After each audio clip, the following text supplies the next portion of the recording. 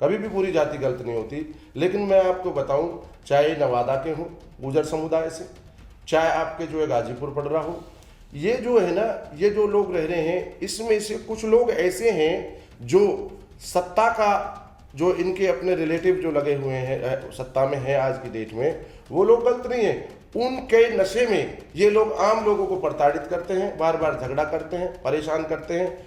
और मैं अपने लोगों के साथ में कभी मैंने ये नहीं देखा कि भाई ये नवादे का बाहुबली गुजर है या कोई और है। मैं अपने लोगों के साथ में हमेशा कंधे से कंधे खड़ा रहा, पर मैंने उनको न्याय दिलाने की कोशिश की है, चाहे वो चौकी का मामला हो चाहे थाने का मामला हो। नमस्कार फरीदाबाद, मैं सौरभ भारद्वाज और एक बार फिर आप सभी का हार्दिक अभिनंदन है, स्वागत है व्यूअर स्टूडियो पॉडकास्ट में। और आज हमारे साथ हॉट सीट पर बैठे हैं देशराज शर्मा। देशराज शर्मा डबुआ इलाके में एक बड़े समाज सेवी के रूप में पहचाने जाते हैं। वार्ड नंबर 11 से फिलहाल उनके छोटे भाई की जो पत्नी हैं रितु शर्मा, वो प्रत्याशी हैं, साइकिल के चुनाव चिन्ह पर लड़ रही हैं। बात करेंगे कैसा रहा ये चुनाव, क्योंकि इस पूरे चुनाव के रणनीतिकार जो हैं वो देशराज शर्मा जी हैं। शर्मा जी नमस्कार। नमस्कार सौरभ जी, सबसे पहले मैं आपको नमस्कार करता हूं और आपके दर्शकों को आपके माध्यम से हम आज बैठे हुए हैं नमस्कार करता हूं, और वार्ड नंबर 11 के सभी मतदाताओं को और जनता को नमस्कार करता हूं। आज 27 तारीख हो गई। हाँ जी, कल इलेक्शन कैंपेन रुक जाएगा, बिल्कुल 2 तारीख को वोट डलेंगे। कैसा चल रहा है चुनाव? देखो, वार्ड 11 के अंदर जो आज पोजीशन है, वार्ड 11 जब से 1994 से नगर निगम बनी है, वार्ड के नाम बदलते रहे हैं, लेकिन प्रत्याशी नॉर्मली अगर देखा जाए तो बाहर से ही लोग जो आते रहे हैं। एक बारी पाली से भी आया है, एक बारी दो बारी 3 बारी नवादे से भी आए हैं, एक बारी नंगला से भी आए हैं। और उन लोगों का इस वार्ड से कोई लेना देना नहीं रहा। उन लोगों का ना कोई इस वार्ड के अंदर वोट है, ना कोई संपर्क है। नगर निगम है, कोई कहीं से लड़ सकता है। 46 वार्ड हैं आज की डेट में, पहले कम हुआ करते थे। और यहाँ के विकास के लिए उन लोगों ने कोई ध्यान नहीं दिया। अभी जो प्रत्याशी हैं वो कहाँ के हैं? देखो, एक प्रत्याशी तो पाली गांव से है, एक नवादा गांव से है जो प्रत्याशी हैं। एक प्रत्याशी वहीं, वो भी गाजीपुर रोड पे रहते हैं। मैं ये कहता हूँ कि जो पाली गांव का जो प्रत्याशी है, पाली पंचायत में गांव आता है, और जब पंचायत में गांव आता है, वोट कन्वर्ट करा के नगर निगम में डलवाई है और टिकट लेके आया है। हमें, हमारे लोगों को 10 किलोमीटर दूर जाना होगा। कहाँ से छोटी छोटी शिकायतें होती हैं। पार्षद का कोई ये काम तो है नहीं कि भाई पार्षद ने कोई मेडिकल कॉलेज बनवाना, कोई स्टेडियम बनवाना। पार्षद एक सरपंच की तरफ होता है। जैसे गांव में सरपंच होता, ऐसे ही ये गांव नहीं है, कॉलोनियाँ कट गई हैं, बाहर से सभी लोग आके रह रहे हैं हम। तो जब कॉलोनियाँ कट गई हैं तो यहाँ का एक सिस्टम, इसको नगर निगम बना दिया। नगर निगम में जैसे गांव का सरपंच होता है, ऐसे नगर निगम के गांव का पार्षद कह लो, प्रधान कह लो, वो बना दिया। गांव हमारा है, कॉलोनी हमारी है, प्रधान बाहर का क्यों? गांव हमारा है, मुखिया बाहर का क्यों? ये कॉलोनी हमारे एक परिवार की तरह है। जैसे एक परिवार होता है, परिवार के अंदर मुखिया होता है, वो मुखिया पूरे परिवार की देख रेख रखता है। भाई परिवार में कहाँ समस्याएं हैं, कहीं दुख है, सुख है, तकलीफ है, घर के अंदर कोई जो है इंफ्रास्ट्रक्चर में कोई दिक्कत है या वैसे कोई प्रॉब्लम है, तो मुखिया उसका ध्यान रखता है। मुखिया तो बाहर का है। मुखिया जब घर में रहता ही नहीं है, उसने कभी कभी आना है। वो तो उस दिन आएगा जिस दिन शाही पनीर बनी होगी, जिस दिन चटनी रोटी बनी होगी, उस दिन थोड़ी ना आएगा।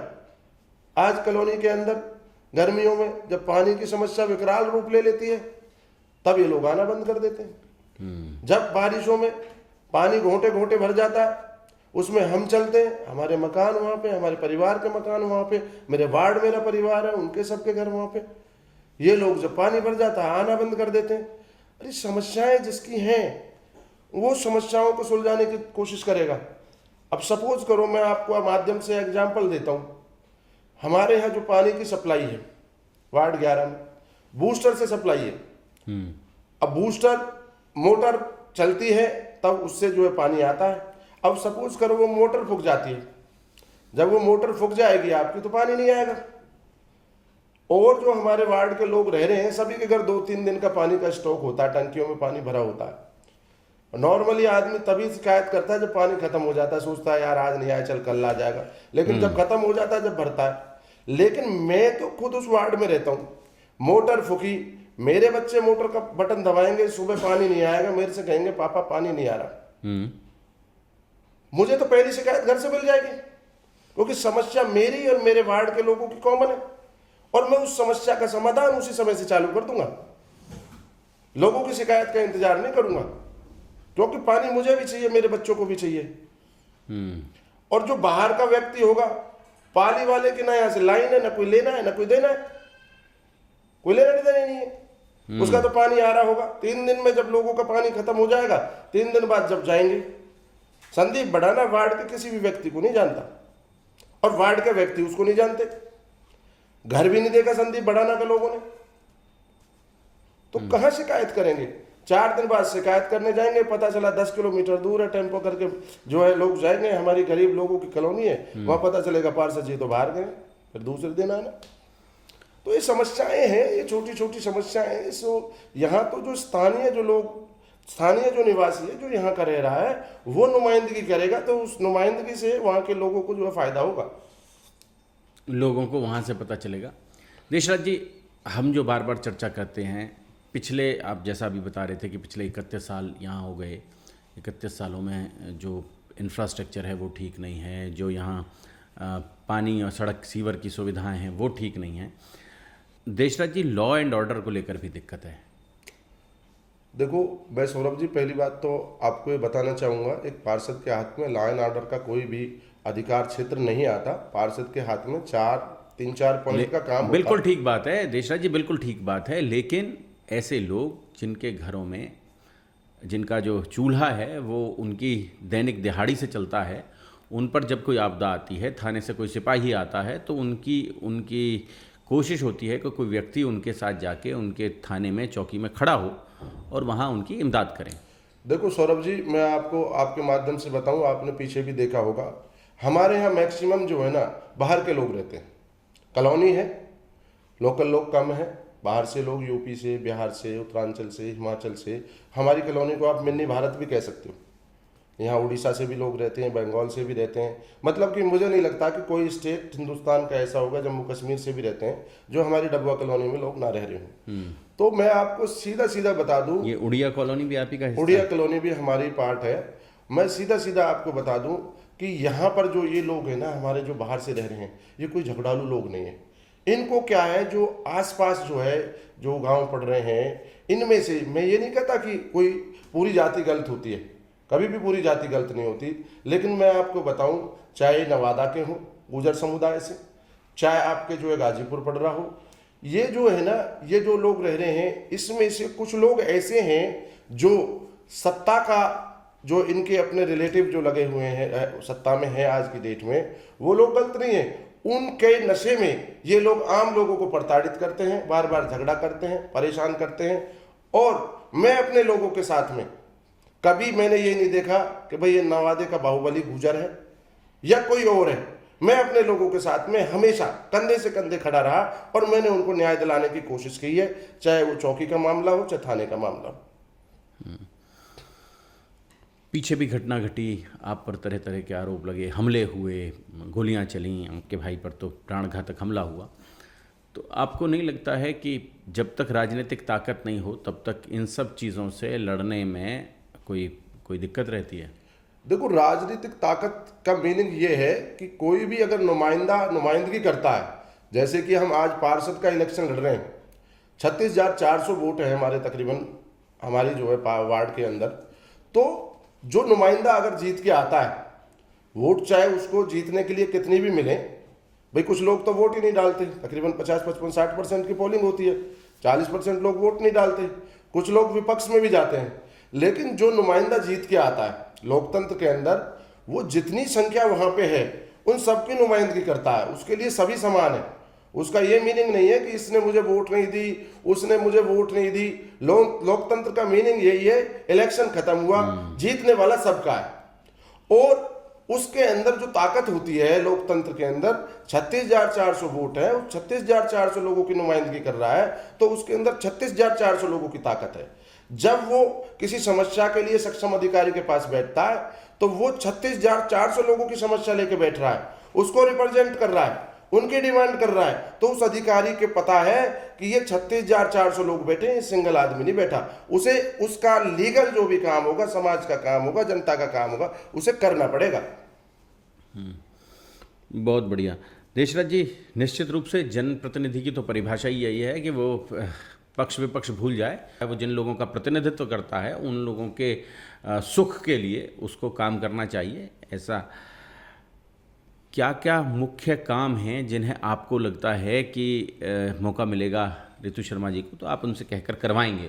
देखो सौरभ जी, मेरी निगाह में पार्षद के मोटे मोटे से 4 काम।